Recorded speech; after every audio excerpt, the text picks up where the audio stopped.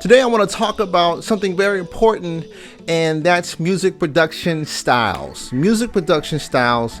I think this is very important, and you're going to have to do some homework on your part as it pertains to this subject. You're going to have to do some homework, but that's okay. But here, in this new episode, I'm going to point out some things that you should look for as you are listening to producers, and as you are listening to different techniques and things that they are using in their production.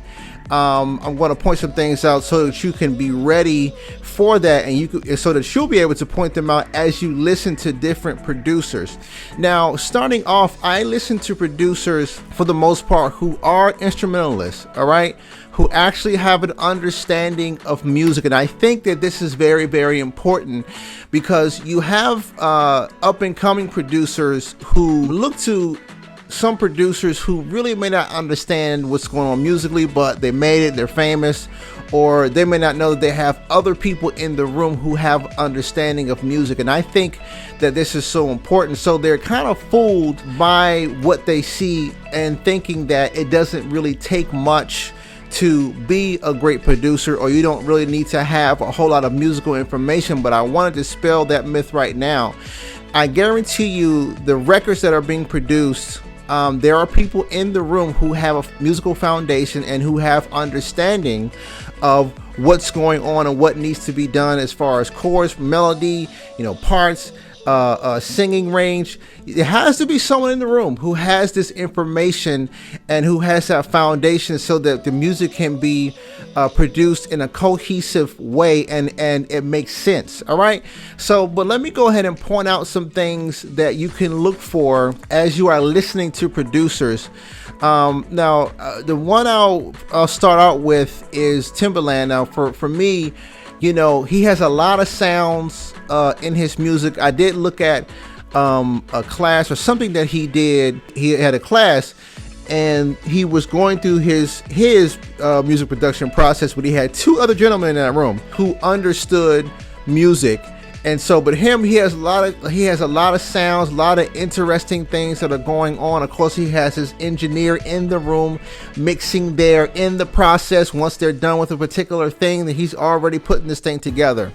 But he has a lot of rhythmic sounds and things going on, and that just makes it very interesting. He has two other guys in the room who's laying down pads, laying down chords, making sure this thing basically makes sense. I'm not saying that he can't make it make sense by himself, but he does have two other gentlemen there, at least as far as his class was concerned, so that the music makes sense, so it all come together. It was about 4 people in the room.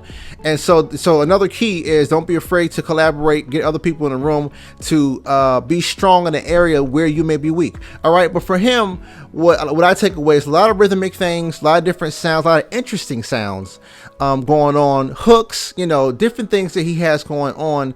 So that's just a few things that I am pointing out as far as Timbaland is concerned. I'll move on. Another guy, Aaron Lindsay, he has done so much, but he's been on a lot of Israel Houghton music. He's first of all, he's produced for so many people. He's just one guy. They were partners. Kenny Lattimore's Christmas album, and I believe it's Vulnerable, that Aaron Lindsay produced these 2 records. Again, go just look at, because he's produced so many, either it's an album or he has something to do with several songs. So, but Aaron Lindsay is another guy. He is an instrumentalist. For me, it's his chord choices. This is not the only thing, but this is his chord choices and just his arrangements. Oh, he has also done a lot. He's produced a lot for Marvin Sapp as well. So go check out those records. His chord choices and arrangements, just different musical melodic ideas. Now, again, you're talking about a guy who has musical understanding of what's going on. So I really like his production, what he did for Kenny, what a lot of stuff he did for Israel Houghton. Of course, that was collaboration. And so those are just off the bat. Those are a couple of things as far as Aaron Lindsay is concerned. His past, his arrangements, different melodic ideas, arrangements. Even if it's the same part, even if he does, let's just say there's a pre-chorus that happens at the beginning of a song. He may take that same pre-chorus and maybe put a different chord. Now going towards the end of the song, different type of chord under that at the end of the song. So there's so many different things that you can do. And so these are just two great producers. Of course, I'm going to talk about my guy Jacob Collier, who's a complete genius. I mean, there's so much, to him. His vocal arrangements, his he plays every instrument. Just what he does with all the instruments, piano, guitar, drums, bass guitar. He has so much going on there, so many musical ideas, so many rhythmic things, so many melodic things, and the way he uses different keys at different times. He doesn't always stay in one tonal center. He uses whatever tonal center he needs to use at different parts of the song. And so these are just some things to look for as you're listening to producers. So I'll just give you a few things. Listen for melodic ideas. Obviously we're talking about the vocal, the vocal and backgrounds, melodic ideas as it pertains to lead guitar or just synth or whatever type of sounds that are being used. Harmony, what chords, what progressions that are being used, and how they're being used. Is it simple? Is it complex? Is it a lot going on, or is it just just a lot of pads that they're playing? Are they using the same chords that they were using in the verse and also in the chorus, but the lyrics and the melody change?